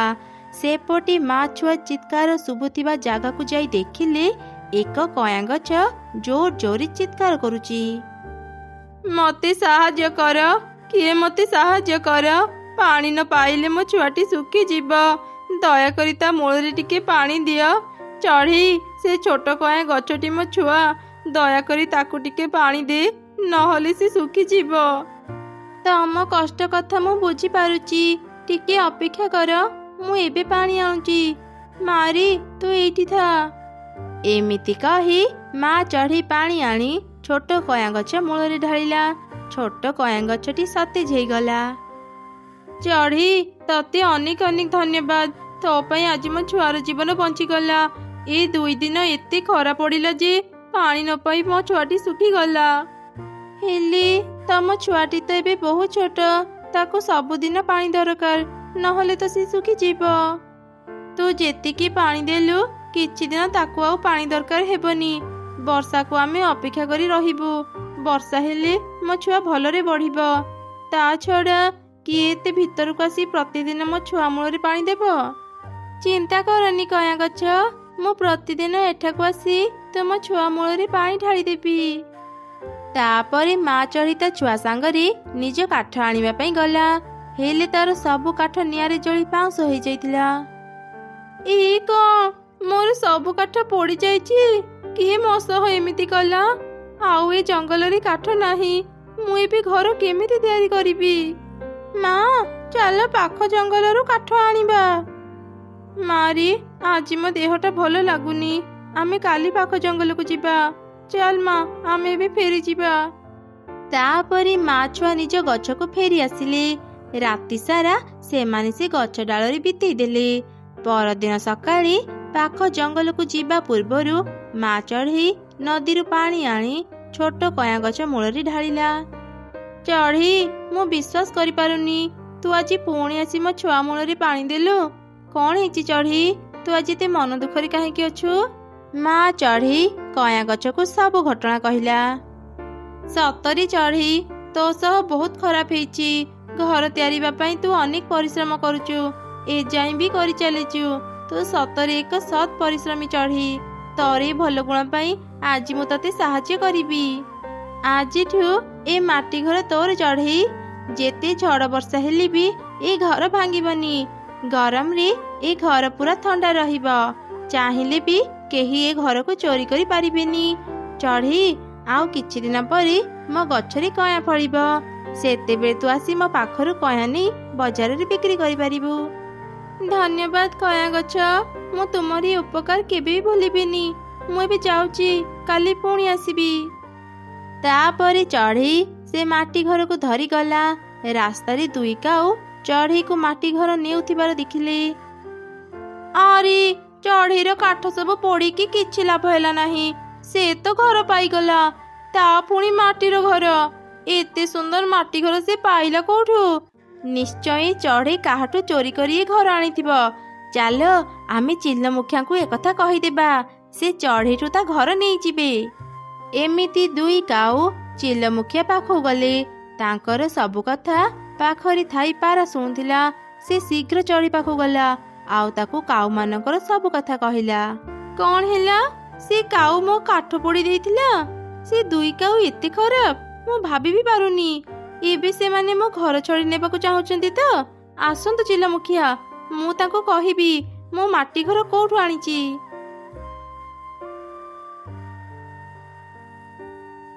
ଚଢ଼େଇ, ମୁଁ ଶୁଣିଲି ତୁ ଏ ମାଟି ଘର ଚୋରି କରି ଆଣିଛୁ। ଚୋରମାନଙ୍କୁ ମୁଁ ମୋ ଜଙ୍ଗଲରେ ରହିବାକୁ ଦିଏନି। ତୁ ମୋତେ ଏ ମାଟି ଘର ଦେ। ଯାହାର ବି ଏ ମାଟି ଘର, ମୁଁ ତାକୁ ଫେରେଇ ଦେବି। ମୁଖିଆ ଆଜ୍ଞା, ମୁଁ ଏ ମାଟି ଘର ଚୋରି କରିନି। ମୁଁ ଗୋଟେ କଇଁଆ ଗଛକୁ ସାହାଯ୍ୟ କରିଥିଲି। ସେ ଖୁସି ହେଇ ମୋତେ ଏ ମାଟି ଘର ଦେଇଛି। ବିଶ୍ୱାସ ନ ହେଲେ ମୋ ସାଙ୍ଗରେ ସେ କଇଁଆ ଗଛ ପାଖକୁ ଚାଲନ୍ତୁ, ଆପଣ ସବୁ ଜାଣିପାରିବେ। ଇଏ ମିଛ କହୁଛି ମୁଖିଆ ଆଜ୍ଞା, ଗଛ କ'ଣ ମାଟି ଘର ଦେଇପାରିବ? ତା କଥାକୁ ବିଶ୍ୱାସ କରନ୍ତୁନି। ଚଢ଼େଇ ଯଦି କହୁଛି, ପ୍ରଥମେ ସେ କଇଁଆ ଗଛ ପାଖକୁ ଚାଲ। ଯଦି ଚଢ଼େଇ ମିଛ କହୁଥିବ, ମୁଁ ତାକୁ ଶାସ୍ତି ଦେବି। କଇଁଆ ଗଛ, ତୁ କ'ଣ ସତରେ ଚଢ଼େଇକୁ ମାଟି ଘର ଦେଇଛୁ? କାଉମାନେ କହୁଛନ୍ତି ଚଢ଼େଇ ଚୋରି କରି ମାଟି ଘର ଆଣିଛି। ମୁଁ ତ ପାଖରୁ ସତ କଥା ଶୁଣିବାକୁ ଆସିଛି। ହଁ, ମୁଁ ଚଢ଼େଇକୁ ମାଟି ଘର ଦେଇଛି। ଚଢ଼େଇ ମୋତେ ସାହାଯ୍ୟ କରିଥିଲା। ସେଇ ଖୁସିରେ ମୁଁ ତାକୁ ଏ ଉପହାର ଦେଇଛି। ଏଇ କାଉମାନେ ମିଛୁଆ, ତାଙ୍କ କଥାକୁ ବିଶ୍ୱାସ କରନ୍ତୁନି। ଅସଲ ଦୋଷୀ ତ ଏମାନେ। ବିପଦ ସମୟରେ ଏମାନେ କାହାକୁ ବି ସାହାଯ୍ୟ କରନ୍ତିନି, ଓଲଟା ଚଢ଼େଇମାନଙ୍କର କ୍ଷତି କରନ୍ତି। ହଁ ମୁଖିଆ ଆଜ୍ଞା, ମୋର ଯେତେବେଳେ ଘର ଭାଙ୍ଗି ଯାଇଥିଲା ମୁଁ ଏଇ କାଉମାନଙ୍କ ପାଖକୁ ଯାଇଥିଲି ସାହାଯ୍ୟ ପାଇଁ। ଏମାନେ ମୋତେ ସାହାଯ୍ୟ କଲେ ନାହିଁ, ଓଲଟା ମୁଁ ମୋ ଘର ତିଆରି କରିବା ପାଇଁ ଯେଉଁ କାଠ ରଖିଥିଲି ଏମାନେ ତାକୁ ପୋଡ଼ିଦେଲେ। ଏ ଦୁଇ କାଉ କାହାର ବି ଭଲ ଚାହାନ୍ତିନି, ଏମାନେ ବହୁତ ଖରାପ। ମୁଁ ଏ କ'ଣ ଶୁଣୁଛି? ତମେ ଦୁଇ କାଉ ଏତେ ଖରାପ, ବିପଦ ସମୟରେ କାହାକୁ ବି ସାହାଯ୍ୟ କର ନାହିଁ, ଓଲଟା ତାଙ୍କର କ୍ଷତି କର। ଏବେ ତମ ଦୁଇ କାଉଙ୍କୁ ଶାସ୍ତି ମିଳିବ। ନା ନା ମୁଖିଆ ଆଜ୍ଞା, ଆମକୁ ଶାସ୍ତି ଦିଅନ୍ତୁନି। ଆମର ଭୁଲ ହେଇଗଲା, ଆମେ ଆଉ କେବେ ବି ଏମିତି କରିବୁନି। ନା, ତମମାନଙ୍କର କ୍ଷମା ନାହିଁ। ତମମାନଙ୍କୁ କ୍ଷମା କରିଦେଲେ ଅନ୍ୟ ଚଢ଼େଇମାନେ ତମକୁ ଦେଖି ସେହିପରି ଭୁଲ କରିବେ। ତମେ ଦୁଇ ଜଣ ଆଜି ହିଁ ଏ ଜଙ୍ଗଲ ଛାଡ଼ି ଚାଲିଯାଅ, ଆଉ କେବେ ବି ଏଠାକୁ ଫେରିବନି। ଏମିତି ଚିଲା ଦୁଇ କାଉଙ୍କୁ ସେ ଜଙ୍ଗଲରୁ ବାହାର କରିଦେଲା। ମା ଚଢ଼େଇ ତା ଛୁଆ ସାଙ୍ଗରେ ଆରାମରେ ନିଜ ମାଟି ଘରେ ରହିଲା। ବର୍ଷା ଦିନ ଆରମ୍ଭ ହେଇଗଲାଣି, ହେଲେ ଏଯାଏଁ ଆମେ ଆମ ଘର ମରାମତି କରିନାହାନ୍ତି। ଯାଅ, ଆଜି ହିଁ ଜଙ୍ଗଲ ଭିତରୁ ଭଲ କାଠ ଆଣି ଘର ମରାମତି କର। ଆଚ୍ଛା ଆଚ୍ଛା, ଠିକ୍ ଅଛି। ମୁଁ ଏବେ ହିଁ ଜଙ୍ଗଲ ଭିତରକୁ ଯିବି। ତୁ ମୋ କୁରାଢ଼ୀ ଆଣିଦେ। କାଉର ସ୍ତ୍ରୀ ଘର ଭିତରୁ କୁରାଢ଼ୀ ନେଇ ଆସିଲା। କାଉ ସେ କୁରାଢ଼ୀ ନେଇ ଜଙ୍ଗଲ ଭିତରକୁ ଗଲା। ସେ ଚାରିଆଡ଼େ ବୁଲି ବୁଲି ଭଲ କାଠ ଖୋଜୁଥିଲା। ହଠାତ୍ ତାର ନଜର ଏକ ପତ୍ର ନଥିବା ଗଛ ଉପରେ ପଡ଼ିଲା। ସେ ସେଇ ଗଛ ପାଖକୁ ଗଲା। ଆରେ, ଏଇ ଗଛଟାରେ ତ ଗୋଟେ ବି ପତ୍ର ନାହିଁ। ତା ମାନେ ଏଇ ଗଛଟି ଶୁଖିଲା ଗଛ। ମୁଁ ୟାକୁ ହିଁ କାଟି ତାର କାଠ ଘରକୁ ନେଇଯାଏ। କାଉ ଏମିତି କହି ଯେମିତି ଗଛ କାଟିବାକୁ ଚେଷ୍ଟା କଲା, ହଠାତ୍ ସେ ଶୁଖିଲା ଗଛଟି କଥା କହିଲା। ନା ନା, ମୋତେ କାଟନି। ମୁଁ ଶୁଖିଲା ଗଛ ନୁହଁ, ମୁଁ ପତ୍ର ନଥିବା ଗୋଟେ ଗଛ। ମୋର ଜୀବନ ଅଛି, ଦୟାକରି ମୋତେ କାଟନି। ତୋର ପତ୍ର ଥାଉ କି ନଥାଉ, ମୁଁ ତତେ ଆଜି କାଟିବି, କାହିଁକି ନା ମୋର କାଠ ଦରକାର। ନା ନା, ଟିକେ ରୁହ, ମୋତେ କାଟନି। ତୁମକୁ ଯାହା ଦରକାର ମୁଁ ସବୁ ଦେବି। ଏଇ କିଛି ମିଠା ଫଳ ନିଅ। ଆରେ ଏ କ'ଣ? ମୁଁ ସ୍ୱପ୍ନ ଦେଖୁନି ତ? ତୁ ଏତେ ଗୁଡ଼ିଏ ଫଳ କେମିତି ବାହାର କଲୁ? ମୁଁ ସାଧାରଣ ଗଛ ନୁହଁ, ମୁଁ ଗୋଟେ ଯାଦୁର ଗଛ। ତୁମେ ଯାହା ଚାହିଁବ ମୁଁ ତୁମକୁ ସବୁ ଦେବି, ହେଲେ ମୋତେ ଛାଡ଼ି ଦିଅ, ମୋତେ ଆଉ କାଟନି। ଠିକ୍ ଅଛି, ମୁଁ ତତେ କାଟିବିନି, ହେଲେ ମୁଁ ଯାହା ଚାହିଁବି ତୁ ମୋତେ ସବୁ ଦେବୁ। ଏମିତି କହି କାଉ ସେ ମିଠା ଫଳର ଝୁଡ଼ି ଧରି ଘରକୁ ଫେରିଲା। ଏଇ କ'ଣ, ତୁମେ କାଠ ନ ଆଣି ଫଳ ଧରି ଘରକୁ ଆସିଲ ଯେ? କାଉ ତା ସ୍ତ୍ରୀକୁ ସବୁ ଘଟଣା କହିଲା। ସବୁ ଶୁଣିଲା ପରେ କାଉ ସ୍ତ୍ରୀ ମନରେ ଲୋଭ ଆସିଲା। କ'ଣ କହିଲ? ଯାଦୁର ଗଛ? ତୁମେ ସେ ଯାଦୁର ଗଛ ପାଖରୁ ଏ ଫଳ ଝୁଡ଼ି ଆଣିଛ? ତୁମେ ଚାହିଁଥିଲେ ତା ପାଖରୁ ସୁନା ଟଙ୍କା ଆଣିପାରିଥାନ୍ତ। ତୁମେ ସତରେ ବହୁତ ବୋକା। ଆରେ ଆରେ, ଏତେ ରାଗୁଛୁ କାହିଁକି? ସେ ଗଛ ମୋତେ କହିଥିଲା ମୁଁ ତାକୁ ଯେତେବେଳେ ବି ଯାହା ମାଗିବି ସେ ମୋତେ ସବୁ ଦେବ। ମୁଁ କାଲି ହିଁ ତା ପାଖରୁ ସୁନା ଟଙ୍କା ମାଗି ଆଣିବି। ଆରେ ଶୁଣ, ସେ ଯାଦୁର ଗଛ ବିଷୟରେ ଏଇ ଜଙ୍ଗଲରେ କାହାକୁ ବି କିଛି କହିବନି, ନହେଲେ ସମସ୍ତେ ସେ ଗଛକୁ ଯାଇ ସୁନା ଟଙ୍କା ମାଗିବେ। ସେମିତି ସେ ଗଛ ଆମକୁ କମ୍ ସୁନା ଦେବ। ହଁ ହଁ, ବୁଝିଲି। ଚାଲ ଏବେ ସବୁ ମିଠା ଫଳ ଖାଇବା। ଏମିତି ସେମାନେ ସେ ସବୁ ଫଳ ଖାଇଲେ। ପରଦିନ ସକାଳେ କାଉ ପୁଣି ଥରେ ସେ ଯାଦୁର ଗଛ ପାଖକୁ ଗଲା। କ'ଣ ହେଲା କାଉ, ତୁ ଆଜି ପୁଣି ମୋ ପାଖକୁ ଆସିଲୁ? ଯାଦୁର ଗଛ, ମୁଁ ଜଙ୍ଗଲରେ ସମସ୍ତଙ୍କୁ ସାହାଯ୍ୟ କରିବାକୁ ଚାହୁଁଛି, ସେଥିପାଇଁ ମୋତେ କିଛି ସୁନା ଟଙ୍କା ଦିଅ। ଆରେ ବା, ତୁ ବହୁତ ଭଲ କଥା ଚିନ୍ତା କରିଛୁ କାଉ। ମୁଁ ଏବେ ହିଁ ତତେ କିଛି ସୁନା ଟଙ୍କା ଦେଉଛି। ତାପରେ ଯାଦୁର ଗଛ କାଉକୁ କିଛି ସୁନା ଟଙ୍କା ଦେଲା। କାଉ ସେ ସୁନା ଟଙ୍କା ଧରି ନିଜ ଘରକୁ ଫେରି ଆସିଲା। କାଉର ସ୍ତ୍ରୀ ଏତେ ଗୁଡ଼ିଏ ସୁନା ଟଙ୍କା ଦେଖି ଖୁବ୍ ଖୁସି ହେଇଗଲା। ଆରେ ଶୁଣ, ଏ ସୁନା ଟଙ୍କା ବିକ୍ରି କରି ନୂଆ ଘର ତିଆରି କରିବା ଅପେକ୍ଷା ସେ ଯାଦୁର ଗଛ ପାଖରୁ ଏକ ନୂଆ ଘର ମାଗି ଆଣ। ଆରେ ବା, ମୋ ଅପେକ୍ଷା ମୋ ସ୍ତ୍ରୀର ବେଶୀ ବୁଦ୍ଧି। ମୁଁ ଏବେ ସେ ଗଛ ପାଖକୁ ଯିବି ଆଉ ତାକୁ ଏକ ଘର ମାଗିବି। ଯାଦୁର ଗଛ, ମୁଁ ବଡ଼ ବିପଦରେ ପଡ଼ିଯାଇଛି। ମୁଁ ରହୁଥିବା ଘର ଭାଙ୍ଗି ଯାଇଛି। ମୋ ପାଖରେ ଥିବା ସବୁ ସୁନା ଟଙ୍କା ମୁଁ ସମସ୍ତଙ୍କୁ ବାଣ୍ଟି ଦେଇଛି। ଏବେ ମୋର କ'ଣ ହେବ? ମୁଁ କୋଉଠି ରହିବି?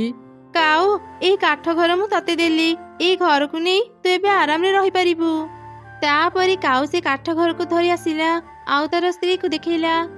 ଆରେ ଦେଖ ଦେଖ, ମୁଁ ସେ ଯାଦୁର ଗଛ ପାଖରୁ କେତେ ବଡ଼ ଆଉ ମଜବୁତ ଘର ନେଇ ଆସିଲି। ଏବେ ପୁରା ବର୍ଷା ଦିନ ଆମେ ଆରାମରେ ଏ ଘରେ ରହିପାରିବା। କ'ଣ ହେଲା, ତୁ କିଛି କଥା କାହିଁକି କହୁନୁ? ଏମିତି ମନ ଦୁଃଖରେ କାହିଁକି ଅଛୁ? ଏଇ ସାଧାରଣ କାଠ ଘରକୁ ଆଣି ତମେ ଭାବୁଛ ମୁଁ ଖୁସି ହେବି? ଯଦି ଆଣିବାର ଥିଲା ଏକ ସୁନା ଘର ଆଣିଥାନ୍ତ। ମୁଁ କିଛି ଜାଣିନି।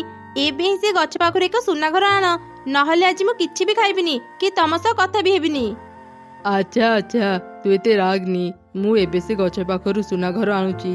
ଏମିତି କହି କାଉ ସେଠାରୁ ଚାଲିଗଲା। ସେ ଯିବା ପରେ ପରେ ଏକ ଚଢ଼େଇ ଆଉ ମିଟୁ କାଉ ସ୍ତ୍ରୀ ପାଖକୁ ଆସିଲେ। କାଉ ଭଉଣୀ, ଏତେ ଶୀଘ୍ର କାଠରେ ଏମିତି ସୁନ୍ଦର ଘର ତୁମେ କେମିତି ତିଆରି କରିପାରିଲ? ଆମକୁ ବି ଟିକେ କୁହ। ବର୍ଷା ହେବା ଆଗରୁ ଆମେ ବି ଏମିତି ମଜବୁତ ଘର ତିଆରି କରିବାକୁ ଚାହୁଁଛୁ। ଏଇ ଘର ଆମେ କେମିତି ତିଆରି କରିଛୁ ମୁଁ ତମ ମାନଙ୍କୁ କହିବିନି। ଏଇଟା ଟପ୍ ସିକ୍ରେଟ। ଏବେ ମୁଁ ବହୁତ ଟେନସନରେ ଅଛି।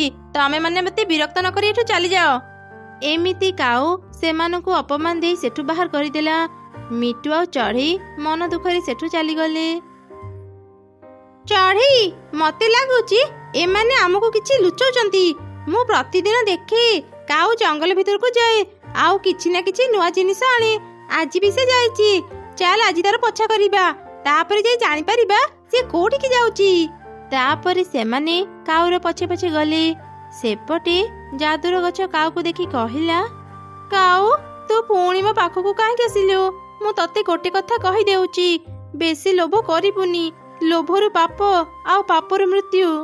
ଯାଦୁର ଗଛ, ତୁ ଯୋଉ କାଠ ଘର ମତେ ଦେଇଥିଲୁ, ମୋ ସ୍ତ୍ରୀକୁ ସେ ଘର ଭଲ ଲାଗିଲାନି। ତୁ ସେ ଘରକୁ ସୁନା ଘର କରିଦେ, ନହେଲେ ମୁଁ ତତେ କାଟିଦେବି। ଯାଦୁର ଗଛ ସବୁ କିଛି ଜାଣିପାରିଲା।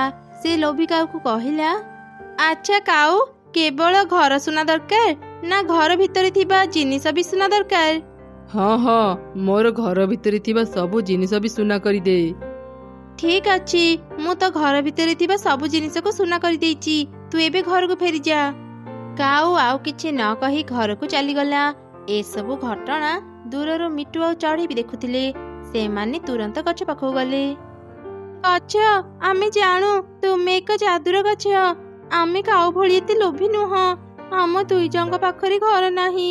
ଆମକୁ ବି ଏକ ମଜବୁତ କାଠର ଘର ଦିଅ, ଯେମିତି ପୁରା ବର୍ଷା ଦିନ ଆମେ ସେ ଘରେ ରହିପାରିବୁ। ଆଉ ହଁ, ଆମେ ପ୍ରତିଦିନ ତୁମର ଦେଖାଶୁଣା କରିବୁ, ଯେମିତି ଆଉ କେହି ବି ତୁମକୁ କାଟି ପାରିବେନି। ତମ ଦୁଇ ଜଣଙ୍କୁ ଦେଖି ମୁଁ ଜାଣିପାରିଲି ତମେ ମାନେ ବହୁତ ଭଲ। ମୁଁ ତମ ମାନଙ୍କ ଇଚ୍ଛା ନିଶ୍ଚୟ ପୁରା କରିବି।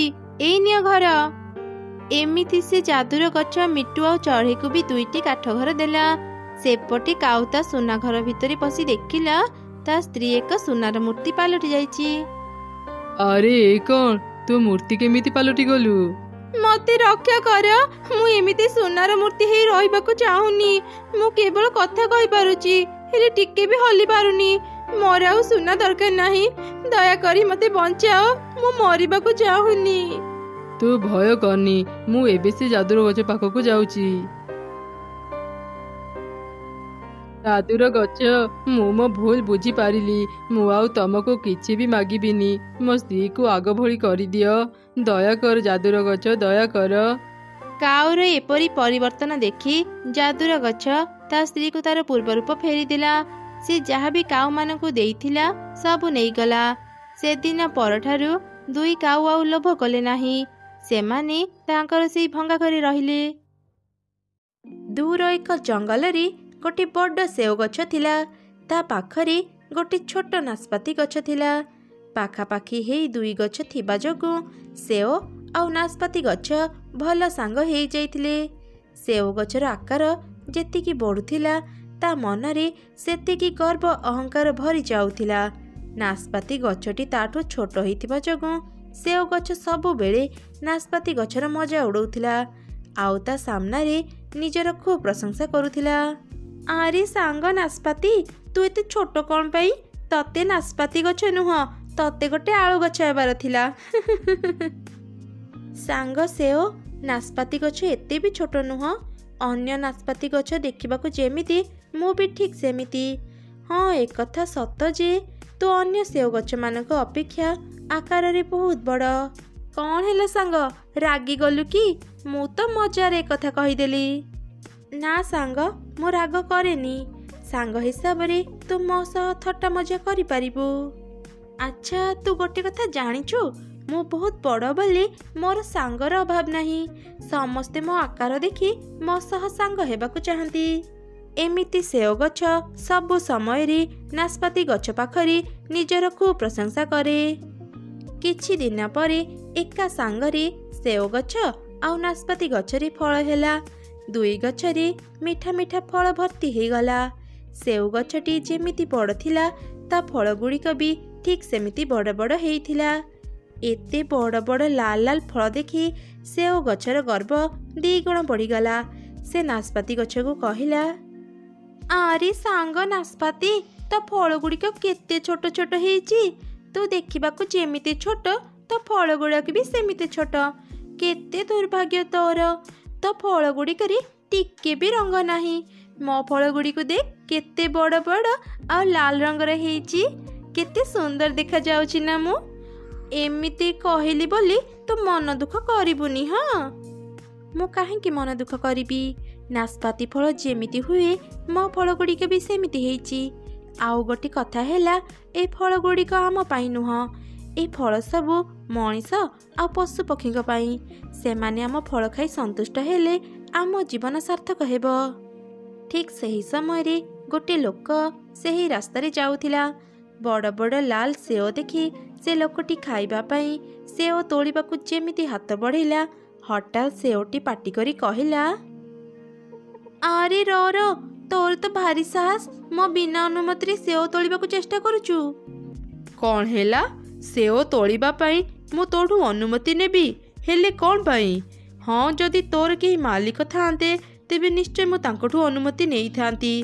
तो गच्छर फल आमे समस्ते खाई पारिबु। जम्मा नुह। फल खाइबाकू हेले प्रथमे मो अनुमति नेबाकू पड़िबो। केते कष्टरे मोर एते सुंदर फल हेइची। पाखरे नाशपाती गछ ए सब शुणुथिला। से लोकटी को कहिला, आपण जेते इच्छा मो फल खाई पारिबे। फल खाइबा पाई आपण को कोनोसी अनुमति लागिबनी। आरे वाह तो व्यवहार जेतिकी भल तो फल भी सेतिकी मिठा। आहुरी खांतु ए फल सबु आपण मानक पाई। से लोकटी सेठारु जिबा परे गोटे चढ़ई उड़ी आसी सेव गछ उपरे बसिला। सेव गछटी भीषण रागिगला। ओहो मते विरक्त करना। तू कौन आउ अन्य गछ पाइलुनी बसिबा पाई? आरे सांग तू एमिति कथा कौन पे कहूचु? आमे समस्ते परस्पर उपरे निर्भरशील। तू आमर उपकार करिबु आउ आमे तो उपकार करिबु। एई तो आम जीवन। जा जा तो भली हजारे सांग अछंती मोर। तो भली सांग मोर दरकार नाही। सेव गछर एमिति कथा शुणी चढ़ईटी उड़ी जाई नाशपाती गछ उपरे बसिला। मन दुख करनी सांग, तोर जेते समय इच्छा तू मो उपरे बसी पारिबु। एमिति जी भी सेव गछ पाखकू आसुथिले सेव गछ सेमानक सह खराब व्यवहार करी सेमानकू ता गछ उपरे तड़ी देउथिला। समस्ते उड़ी जाई नाशपाती गछ उपरे बसुथिले। सांग एते रागुचु कौन पाई? एते गर्व करिबा ठीक नुह। आमे समस्ते परस्पर उपरे निर्भरशील। काहा सह भी खराब व्यवहार करिबा ठीक नुह। चुप कर, तू मते बेसी ज्ञान देनी। कोउटा ठीक कोउटा भूल मु भल भाबरे जानिची। सांग नाशपाती सतरे तुमे छोट हेले भी तुम मन बहुत बड़। आजिठू आमे केही भी सेव गछ सह सांग हेबुनी। एमिति किछि मास बीती गला। पुणी थरे नाशपाती आउ सेव गछरे फल धरिबार समय आसीगला। जंगलर सबु पशुपक्षी कीटपतंग नाशपाती गछ चारिपटे घूरी बुलिले। केही भी से अहंकारी सेव गछ पाखकू गले नाही। किछि दिन परे नाशपाती गछटी फलरे भर्ती हो गला। आउ सेपटे एते बड़ गछ हेले मध्य सेव गछरे हाथ गणती केतोटी फल फलिला। एसबु देखि सेव गछटीर मन बहुत दुख होइगला। सेतेबेले दुईटी काठुरिया सेही रास्तारे जाउथिले। आरे भाई देख केते बड़ बड़ दुईटी गछ। ଏ ଗଛକୁ କାଟିଲେ କେତେ କାଠ ବାହାରିବ। ହେଲେ ନାସପାତି ଗଛରେ ବହୁତ ଫଳ ଧରିଛି। ଏ ଗଛକୁ କାଟିବା ଠିକ୍ ନୁହଁ। ସେ ବଡ଼ ସେଓ ଗଛକୁ ଦେଖ, ଏତେ ବଡ଼ ଗଛ ହେଇ ଗୋଟେ ବି ଫଳ ନାହିଁ। ଚାଲ ଆମେ ତାକୁ କାଟିବା। ନା ନା, ମୋତେ କାଟ ନା, ମୋ ଗଛରେ ବହୁତ ସେଓ ଫଳେ। ତୋ ଗଛରେ କେତେ ଫଳ ଫଳେ ତା ତ ଆମେ ଦେଖିପାରୁଛୁ। ତୁ କେବଳ ଆକାରରେ ବଡ଼, ହେଲେ କାମକୁ କିଛି ନୁହଁ। ଏମିତି ଶୁଣି ସେଓ ଗଛଟି ନିଜ ଭୁଲ ବୁଝିପାରିଲା। ତାକୁ ତା ଅହଙ୍କାରର ଫଳ ମିଳିଗଲା। କାଠୁରିଆମାନେ ତାକୁ କାଟି ତା କାଠକୁ ସାଙ୍ଗରେ ନେଇ ସେଠାରୁ ଚାଲିଗଲେ। କାଉ, ତୁ କେବଳ ସେଇ ଗଛରେ କାହିଁକି ପାଣି ଦେଉଛୁ? ପାଖ ଆମ୍ବ ଗଛରେ ବି ପାଣି ଦେ। ପାଣି ଦେଲେ ସିନା ଏ ଆମ୍ବ ଗଛରେ ପତ୍ର କଅଁଳିବ। ସେ ଶୁଖିଲା ଗଛରେ ପାଣି ଦେଇକି କଣ ଲାଭ? ସେ ଗଛରେ ତ ଆମ୍ବର ବଳ ଧରିନି। ସେ ଗଛ ମତେ ଗୋଟେ ବି ଆମ୍ବ ଦେଇପାରିବନି। ମୁଁ ଏତେ ପରିଶ୍ରମ କରି ତାକୁ ପାଣି ଦେଇପାରିବିନି। ଏ ଆମ୍ବ ଗଛକୁ ଦେଖେ, କେତେ ବଉଳ ଧରିଛି ଗଛରେ। ସେଥିପାଇଁ ତ ଏଇ ଗଛରେ ମୁଁ ପାଣି ଦେଉଛି। ଯେତେବେଳେ ଏଇ ଗଛର ଆମ୍ବ ବଡ଼ ହେବ, ମୁଁ ସେସବୁ ବିକ୍ରି କରି ଟଙ୍କା ପାଇବି, ଟଙ୍କା। ବୁଝିଲୁ? ହଁ ବୁଝିଲି, ତୁ ଟଙ୍କା ପାଇଁ ସେ ଗଛରେ ପାଣି ଦେଉଛୁ। ହେଲେ କାଉ, ଗଛ କେବଳ ଆମକୁ ଫଳ ଦିଏନି, ଫଳ ସହ ଶୀତଳ ଛାଇ, ଫୁଲ, କାଠରେ ଆମର ଉପକାର କରେ। କୌଣସି ବି ଗଛକୁ ଅବହେଳା କରିବା ଠିକ୍ ନୁହଁ। ସବୁ ଗଛର ଯତ୍ନ ନେବା ଉଚିତ। ଏଇ ଚଢ଼େଇ, ମତେ ଆଉ ବେଶୀ ଜ୍ଞାନ ଦେନି। ବିନା ସ୍ୱାର୍ଥରେ ମୁଁ କୌଣସି କାମ କରେନି। ତତେ ଯଦି ଶୁଖିଲା ଗଛକୁ ଦେଖି ଏତେ କଷ୍ଟ ହେଉଛି, ଯାଉନୁ ତୁ ନିଜେ ଏ ଗଛରେ ପାଣି ଦେବୁ। ହଁ, ତତେ ଆଉ କହିବାକୁ ପଡ଼ିବନି। ମୁଁ ନଦୀରୁ ପାଣି ଆଣି ଏ ଗଛରେ ଢାଳିବି। ମତେ ଖାଲି ତ କଳସୀଟା ଦେ, ମୁଁ ପାଣି ଆଣିବି। ନା, ମୁଁ ତତେ ମୋ କଳସୀ ଦେଇପାରିବିନି। ତୁ ମୋ କଳସୀରେ ପାଣି ଆଣିଲେ ମୋ କଳସୀ ଭାଙ୍ଗିଯିବ। ଏ ଶୁଖିଲା ଗଛ ପ୍ରତି ତୋର ଯଦି ଏତେ ଦୟା, ଯା ବଜାରରୁ ଗୋଟେ କଳସୀ କିଣି ଆଣି ନଦୀରୁ ପାଣି ଆଣିବୁ। ମୋ ପାଖରେ ଏବେ ଟଙ୍କା ନାହିଁ କାଉ, ଥିଲେ ତ ମୁଁ ନିଶ୍ଚୟ କିଣିଥାନ୍ତି। ତୁ କଳସୀ ନଦେଲେ ମୁଁ ଆଉ ଜଣଙ୍କ ପାଖରୁ କଳସୀ ଆଣି ଏ ଶୁଖିଲା ଗଛରେ ପାଣି ଦେଇ ତାକୁ ସତେଜ କରିଦେବି। ଏମିତି କହି ଚଢ଼େଇ ସେଠୁ ଚାଲି ଆସିଲା। ସେ ତା ପାଖ ପଡ଼ୋଶୀ ମିଟୁ ପାଖକୁ ଗଲା। ମିଟୁ ଭଉଣୀ, ମତେ ଆଜି ତୁମ କଳସୀଟା ଟିକେ ଦେଇଥାଅ। ଗୋଟେ ଆମ୍ବ ଗଛଟି ପାଣି ନ ପାଇଲାରୁ ଶୁଖି ଶୁଖି ଯାଉଛି। ମୁଁ ସେ ଗଛ ମୂଳରେ ପାଣି ଢାଳି ତୁମକୁ ତୁମ କଳସୀ ଫେରେଇ ଦେବି। ତୋ କଥା ମୁଁ ବୁଝିଲି ଯେ, ହେଲେ ଚଢ଼େଇ, ମୋ କଳସୀ ଭାଙ୍ଗି ଯାଇଛି। ବିଶ୍ୱାସ ନହେଲେ ତୁ ଘର ଭିତରକୁ ଆସି ଦେଖି ଯା।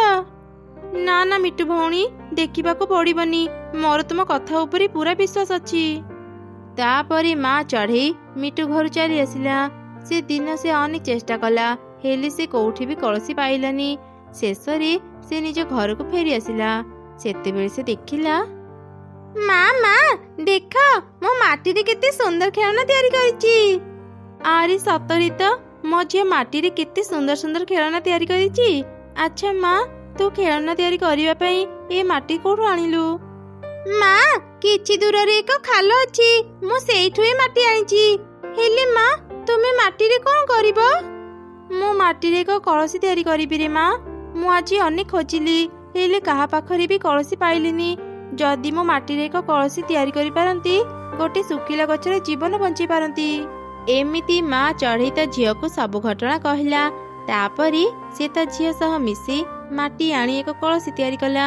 କଳସୀ ତିଆରି ସାରିଲା ପରେ ସେ ନଦୀରୁ ପାଣି ନେଇ ଶୁଖିଲା ଗଛରେ ଢାଳିଲା। ଏହିପରି ବେଶ କିଛି ଦିନ ବିତିଗଲା। କାଉ ଏ ଗଛର ଅବହେଳା କରୁଥିଲା। ଏବେ ଦେଖ, ପାଣି ପାଇଲାରୁ ଏ ଗଛଟି ସତେଜ ହେଇଗଲା। ଗଛରେ ବଉଳ ଆସିଲାଣି। କିଛି ଦିନ ପରେ ଆମ୍ବ ଫଳିବ। ମୁଁ ଆମ୍ବ ବିକ୍ରି କରି କିଛି ଟଙ୍କା ପାଇଯିବି। ଏମିତି ଚଢ଼େଇ ପ୍ରତିଦିନ ତା ଗଛରେ ପାଣି ଦେଉଥିଲା। କିଛି ଦିନ ପରେ ତା ଗଛରେ ବି ଆମ୍ବ ଫଳିଲା। ଚଢ଼େଇ ଦେଖେ, ତୁ ତ ଗଛରେ ଏତେ ଯତ୍ନ ନେଇଥିଲେ ବି ତୋ ଗଛରେ କେତେ ଛୋଟ ଛୋଟ ଆମ୍ବ ଫଳିଛି। ଆଉ ଆମ ଗଛକୁ ଦେଖେ, ତୋ ପରି ଏତେ ଯତ୍ନ ନ ନେଲେ ବି ଆମ ଗଛରେ କେତେ ବଡ଼ ବଡ଼ ଆମ୍ବ ଫଳିଛି। ଏ ଗଛଟି ମରି ଯାଇଥାନ୍ତା, ମୁଁ ପାଣି ଦେଲାରୁ ସେ ବଞ୍ଚିଗଲା। ସେ ଯେମିତି ବି ଫଳ ଦେଉ, ମୁଁ ଖୁସି। ମୁଁ ତମମାନଙ୍କ ପରି ଲୋଭୀ ନୁହଁ ଯେ ଟଙ୍କା ପାଇଁ ଗଛର ଯତ୍ନ ନେବି। ହଁ, ଏବେ ତ ଏସବୁ କହିବୁ ନା। ଆମ ଗଛରେ ଏତେ ବଡ଼ ବଡ଼ ଆମ୍ବ ଦେଖି ତୋ ମନ ଈର୍ଷାରେ ଜଳୁଥିବ। ଆଉ ବେଶୀ ଦେଖେଇ ହେନି। ମୁଁ ଜାଣେ ତୁ ବି ଟଙ୍କା ପାଇଁ ଏ ଶୁଖିଲା ଗଛର ଯତ୍ନ ନେଇଛୁ। ଏଇ ଚଢ଼େଇ ସହିତ କଥା ହେଇ କିଛି ଲାଭ ନାହିଁ। ଆରେ ଶୁଣ, ଶୀଘ୍ର ଶୀଘ୍ର ସବୁ ଆମ୍ବ ତୋଳି ଆଣ, ନହେଲେ ଏ ଚଢ଼େଇ ସୁଯୋଗ ପାଇଲେ ଆମ ଆମ୍ବ ଚୋରି କରି ନେଇଯିବ। ଏମିତି କଥା ହେଇ ଦୁଇ କାଉ ତାଙ୍କ ଗଛର ଆମ୍ବ ତୋଳିଲେ। ଚଢ଼େଇ ଅଳ୍ପ କିଛି ଆମ୍ବ ଝୁଡ଼ିରେ ନେଇ ବଜାରକୁ ଗଲା। କାଉମାନେ ବି ସବୁ ଆମ୍ବ ତୋଳି ବସ୍ତାରେ ଧରି ବଜାରକୁ ଗଲେ। ଆମ୍ବ ନେଇଯାଅ, ଆମ୍ବ ମିଠା ମିଠା ବଡ଼ ଆମ୍ବ। ମୋ ଆମ୍ବ ଥରେ ଖାଇଲେ ତାର ସ୍ୱାଦ ଭୁଲି ପାରିବନି। ମୋ ଆମ୍ବ ଭାରି ମିଠା। ଚଢ଼େଇର ଆମ୍ବ ବହୁତ ଛୋଟ ଆଉ ଖଟା। କେହି ବି ତା ପାଖରୁ ଆମ୍ବ କିଣନି। ଆସ ଆସ, ମୋ ପାଖରୁ ବଡ଼ ବଡ଼ ମିଠା ଆମ୍ବ ନେଇଯାଅ। ସତରେ ନା କଣ? ତୋ ଆମ୍ବ ଏତେ ମିଠା? ତୋ କଥା ଶୁଣି ଆମେ ତ ପାଖରୁ ଆମ୍ବ କିଣିବାକୁ ଚାଲି ଆସିଲୁ। ଦେ ଦେ, ଆମକୁ କିଛି ଆମ୍ବ ଦେ। ତାପରେ କାଉ ସମସ୍ତଙ୍କୁ ଆମ୍ବ ଦେଲା। ସବୁ ଚଢ଼େଇ ଆମ୍ବ କିଣି ଘରକୁ ଗଲେ। ଚଢ଼େଇ, ତୁ ଛୋଟ ଛୋଟ ଆମ୍ବ ଆଣି ଭୁଲ କରିଦେଲୁ। ସମସ୍ତେ ବଡ଼ ଆମ୍ବ କିଣିବାକୁ ଭଲ ପାଆନ୍ତି। ଦେଖିଲୁ ସମସ୍ତେ କେମିତି ମୋ ପାଖରୁ ଆମ୍ବ କିଣି ନେଲେ। କାଉ, ମୋ ପାଇଁ ତୁ ଏତେ ଚିନ୍ତା କରନି। ତୁ ବଡ଼ ବଡ଼ ଆମ୍ବ ଅଧିକ ଦାମରେ ବିକ୍ରି କରୁଛୁ। ମୁଁ ମୋ ଛୋଟ ଛୋଟ ଆମ୍ବ ଅଳ୍ପ ଦାମରେ ବିକ୍ରି କରିବି। କମ୍ ଟଙ୍କା ପାଇଲେ ବି ମୋର ଦୁଃଖ ନାହିଁ। କାଉ ଆଉ ଚଢ଼େଇ ଏପରି କଥା ହେବା ସମୟରେ ଯୋଉ ଚଢ଼େଇମାନେ କାଉ ପାଖରୁ ଆମ୍ବ ନେଇଥିଲେ ସେମାନେ ପୁଣି ଥରେ କାଉ ପାଖକୁ ଆସିଲେ। ଆରେ, ତମେ ମାନେ ମୋ ପାଖକୁ ପୁଣି ଆସିଲ? ମୋ ଆମ୍ବ ଭାରି ମିଠା ଲାଗିଥିବ ନା, ସେଥିପାଇଁ ପୁଣି ଥରେ ଆମ୍ବ କିଣିବାକୁ ଆସିଛ? ତ ଆମ୍ବ ଆମେ ତତେ ଫେରେଇବାକୁ ଆସିଛୁ। ଏଇ ନେ, ରକ୍ତ ଖଟା ଆମ୍ବ। ଆମକୁ ଆମ ଟଙ୍କା ଫେରେଇ ଦେ। ମିଛ କହି ଖଟା ଆମ୍ବକୁ ମିଠା ଆମ୍ବ କହି ଆମକୁ ବିକ୍ରି କରୁଛୁ। ମାର, ସମସ୍ତେ କାଉକୁ ମାର। ତାପରେ ସମସ୍ତେ କାଉ ପାଖରୁ ନିଜ ନିଜ ଟଙ୍କା ନେଇ ତାକୁ ପିଟି ପିଟି ବଜାରରୁ ବାହାର କରିଦେଲେ। କାଉ ମନ ଦୁଃଖରେ ନିଜ ଘରକୁ ଫେରିଗଲା। ତାପରେ ସମସ୍ତେ ଚଢ଼େଇ ପାଖକୁ ଗଲେ। ଚଢ଼େଇ, ତୋ ଆମ୍ବ କେମିତି? କାଉ ନିଜ ଆମ୍ବ ବିକ୍ରି କରିବା ପାଇଁ ତୋ ଆମ୍ବକୁ ଖଟା କହୁଥିଲା। ତା କଥାକୁ ବିଶ୍ୱାସ କରି ଆମେ ତା ପାଖରୁ ଆମ୍ବ କିଣିଥିଲୁ। ଏବେ ଲାଗୁଛି ସେ ନିଜ ଆମ୍ବ ବିକ୍ରି କରିବା ପାଇଁ ତୋ ନାଁରେ ମିଛ କହିଥିଲା। ମୁଁ ଗଛରୁ ପାଳି ଏ ଆମ୍ବ ସବୁ ଧରି ବଜାରକୁ ଚାଲି ଆସିଛି। ମୋ ଆମ୍ବ ଖଟା କି ମିଠା ମୁଁ ଜାଣିନି। ଆଗ ମୋ ଆମ୍ବ ଖାଇ ଦେଖ, ତାପରେ ମୋଠୁ ଆମ୍ବ କିଣିବ। ଆରେ ବା ଚଢ଼େଇ, ତୋ ଆମ୍ବ ତ ଭାରି ମିଠା। ହେଲେ ତୁ ଏତେ କମ୍ ଆମ୍ବ କାହିଁକି ଆଣିଛୁ? ମୁଁ ଆଜି ପ୍ରଥମ ବଜାରକୁ ଆସିଛି, ସେଥିପାଇଁ କମ୍ ଆମ୍ବ ଆଣିଛି। ଭାବିଥିଲି ଆମ୍ବ ବିକ୍ରି ହେଲେ କାଲି ଅଧିକ ଆମ୍ବ ଆଣିବି। ତତେ ଆଉ କଷ୍ଟ କରି ଆମ୍ବ ଆଣିବାକୁ ପଡ଼ିବନି। ଆମକୁ ତ ଠିକଣା ଦେଇଦେ, ଆମେ ତ ଘରକୁ ଯାଇ ଆମ୍ବ ନେଇ ଆସିବୁ। ଏତେ ମିଠା ଆମ୍ବ କିଏ କ'ଣ ଛାଡ଼ି ପାରିବ? ଦେ ଦେ, ଆଜି ଆମକୁ ତୋର ସବୁ ଆମ୍ବ ଦେଇଦେ। ତାପରେ ସମସ୍ତେ ଚଢ଼େଇଠୁ ସବୁ ଆମ୍ବ କିଣି ନେଇ ଚାଲିଗଲେ। ଚଢ଼େଇର ଭଲ ଟଙ୍କା ରୋଜଗାର ହେଲା। ଏସବୁ ଦୂରରୁ କାଉ ବି ଦେଖୁଥିଲା। ସେ ଖୁବ୍ ରାଗିଗଲା ଆଉ ନିଜ ଘରକୁ ଫେରି ଆସିଲା। ଆରେ କ'ଣ ହେଲା? ତୁ ଏମିତି ରାଗି କରି କାହିଁକି ଘରକୁ ଫେରିଲୁ? କାଉ ତା ସ୍ୱାମୀକୁ ସବୁ ଘଟଣା କହିଲା। ତୁ ଚିନ୍ତା କରନି, ସେ ଚଢ଼େଇର ଆମ୍ବ ଗଛକୁ ଆମେ ନିଜର କରିନେବା। ହେଲେ ସେ ଚଢ଼େଇ ବଞ୍ଚିଥିବା ଯାଏଁ ଆମେ ତା ଗଛକୁ ନେଇ ପାରିବାନି। ଯେମିତି ବି ହେଉ ସେ ଚଢ଼େଇକୁ ମାରିବାକୁ ହେବ। ଏମିତି ସେ ଦୁଇ କାଉ ଚଢ଼େଇକୁ ମାରିବା ପାଇଁ ଯୋଜନା ବନିଲେ। ସେପଟେ ଚଢ଼େଇ ଛୁଆ କିଛି ଆମ୍ବ ଖାଇସାରିଲା ପରେ ତା ମାକୁ କହିଲା, ମା, ସତରେ ଏ ଆମ୍ବ ଭାରି ମିଠା। ମତେ ଆଉ କିଛି ଆମ୍ବ ଦିଅ ନା, ମୁଁ ମୋ ସାଙ୍ଗ ପାଇଁ ନେବି। ତାପରେ ଚଢ଼େଇ ଛୁଆ କିଛି ଆମ୍ବ ନେଇ ତା ସାଙ୍ଗକୁ ଦେଲା। ସେ ଘରକୁ ଫେରିବା ସମୟରେ ଦୁଇ କାଉ ତାକୁ ଦେଖିଲେ। ଆରେ ଦେଖ ଦେଖ, ସେପଟେ ସେ ଚଢ଼େଇ ଛୁଆ କୁନି ତା ଘରକୁ ଯାଉଛି। ତୁ ବିଷ ମିଶେଇଥିବା ଏ ଖିଚୁଡ଼ି ତାକୁ ଦେଇଦେ। ମା ଝିଅ ବିଷ ମିଶା ଖିଚୁଡ଼ି ଖାଇ ମରିଗଲେ ତାଙ୍କ ଘର ଆଉ ତାଙ୍କର ଗଛ ଆମର ହେଇଯିବ। କୁନି, ଏ କୁନି, ମୋ କଥା ଟିକେ ଶୁଣିଲୁ ମା? କ'ଣ ହେଲା କାଉ ଆଣ୍ଟି, ମତେ ଡାକିଲ? ଆରେ କୁନି, ମୁଁ ଆଜି ଖିଚୁଡ଼ି ରାନ୍ଧିଥିଲି। ସମସ୍ତଙ୍କୁ ଖିଚୁଡ଼ି ଦେଇଛି, କେବଳ ତୋ ମାକୁ ଦେଇନି। ତୋ ମା ସହ ମୋର ଟିକେ ଝଗଡ଼ା ହେଇଥିଲା। ତୋ ମା ଖିଚୁଡ଼ି ଖାଇବନି ଭାବି ମୁଁ ତାକୁ ଦେଇନି। ତୁ ଏ ଖିଚୁଡ଼ି ନେଇଯା, ତୋ ମାକୁ ବୁଝେଇକି ଖୁଏଇବୁ। ମୁଁ ଆଉ କେବେ ବି ତୋ ମା ସହ ଝଗଡ଼ା ଲାଗିବିନି। ଠିକ ଅଛି କାଉ ଆଣ୍ଟି। ତାପରେ ଚଢ଼େଇ ଛୁଆ ବିଷ ମିଶା ଖିଚୁଡ଼ି ଧରି ତା ଘରକୁ ଫେରୁଥିଲା। ରାସ୍ତାରେ କାଉ ଛୁଆ ତାକୁ ଦେଖିଲା। ଆରେ, ଏ କୁନି ତ ଖିଚୁଡ଼ି ଧରି ଯାଉଛି। କେତେ ଦିନରୁ ମୁଁ ଖିଚୁଡ଼ି ଖାଇନି। ଯେମିତି ବି ହେଉ ଆଜି କୁନି ପାଖରୁ ମୁଁ ଏ ଖିଚୁଡ଼ି ନେଇଯିବି। କୁନି, ଏ କୁନି, ତୁ ଏଠି କ'ଣ କରୁଛୁ? ଶୀଘ୍ର ଘରକୁ ଯା, ତୋ ମା ବେହୋସ ହେଇଯାଇଛନ୍ତି। ଚିକି, ତୁ ଏସବୁ କ'ଣ କହୁଛୁ? ମା, ମା, ମୁଁ ଏବେ ମୋ ମା ପାଖକୁ ଯିବି। ଏମିତି ଚଢ଼େଇ ଛୁଆ ତରତର ହେଇ ତା ଘରକୁ ଚାଲିଗଲା। ଖିଚୁଡ଼ି ଥାଳି ସେ ସେଇଠି ଛାଡ଼ିଦେଲା।